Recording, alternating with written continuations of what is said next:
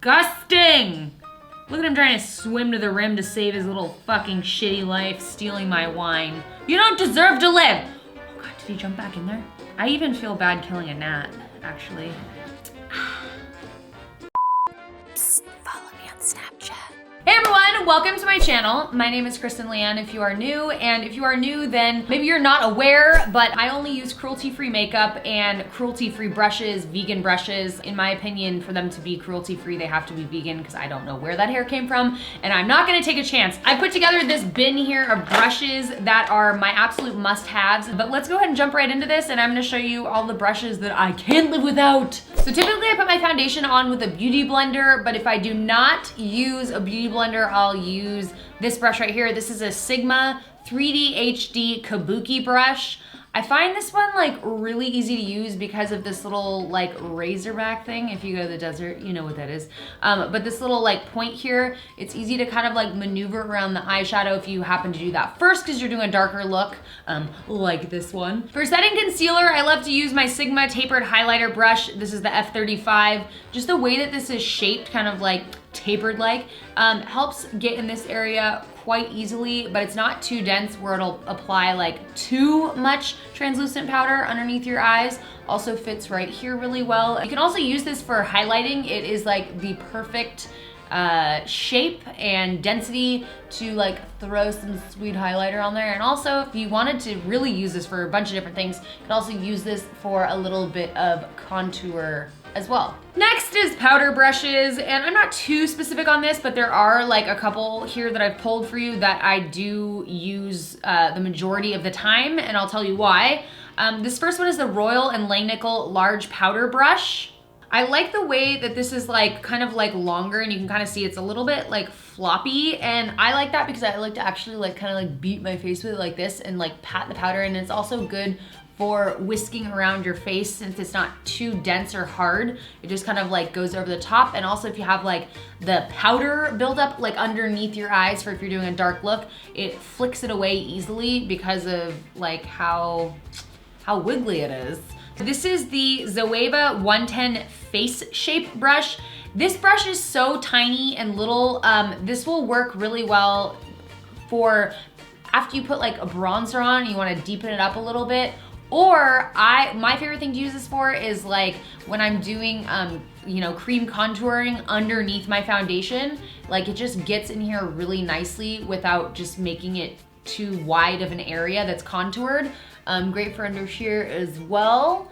And it's just like, I don't know. I feel like this one's a little unique. I haven't seen this shape very many places, so this is a good one. This next one I really like to use for bronzing and contouring, but mostly just like laying down that first bronzy layer that's not too concentrated. This is the Furless MF1 brush. It's just, oh, there's a lot of powder in that. Do you see that? Really soft. I love the bristles are like green at the tips. It just like fits in this area perfectly.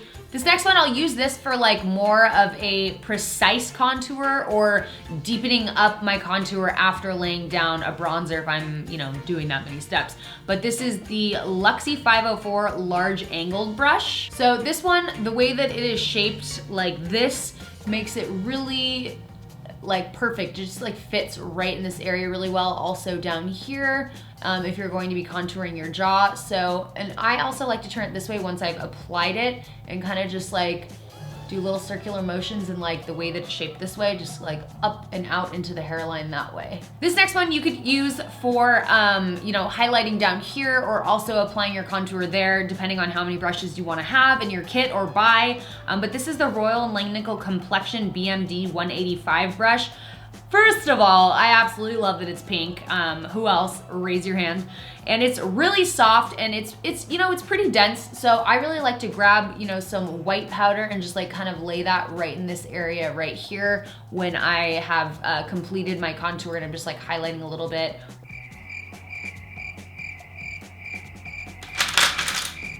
For blush, I wouldn't really say that I have a favorite blush brush. I pretty much just grab whatever is, I'll grab one right now that I've been using and show it to you. This is a Furless brush. I don't know, oh, a BC3 brush.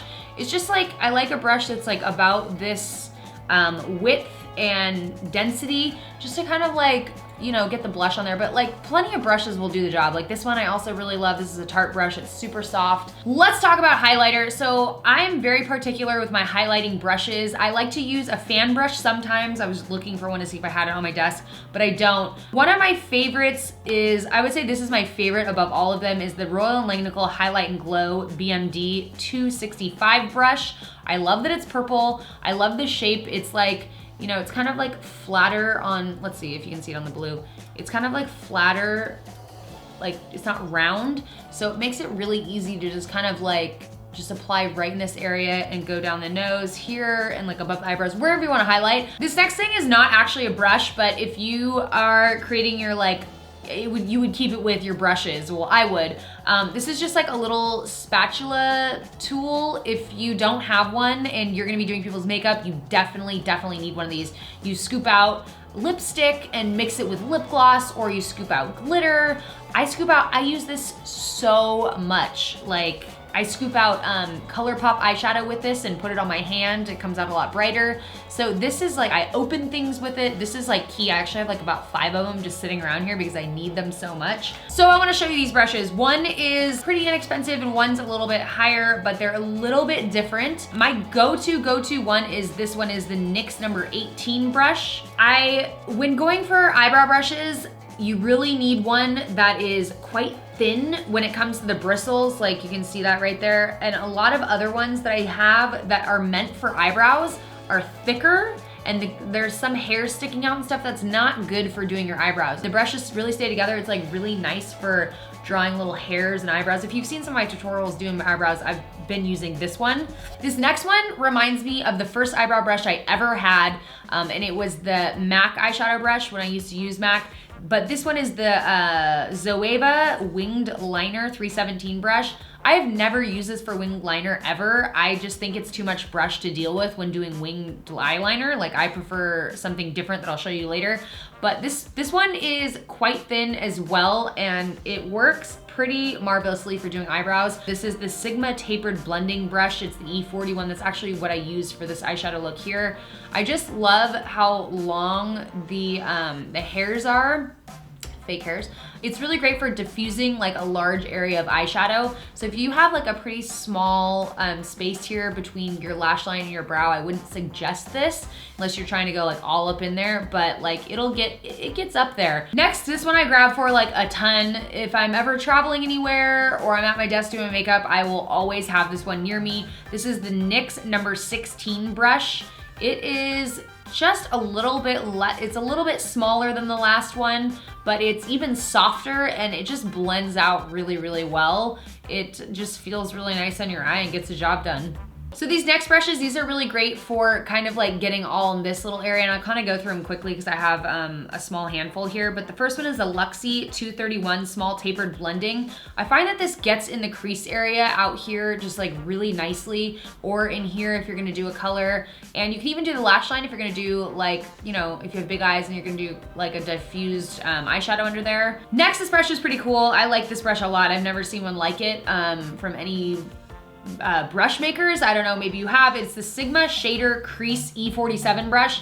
I just love that it's like flat here, but then you turn it this way and it's got this like awesome shape.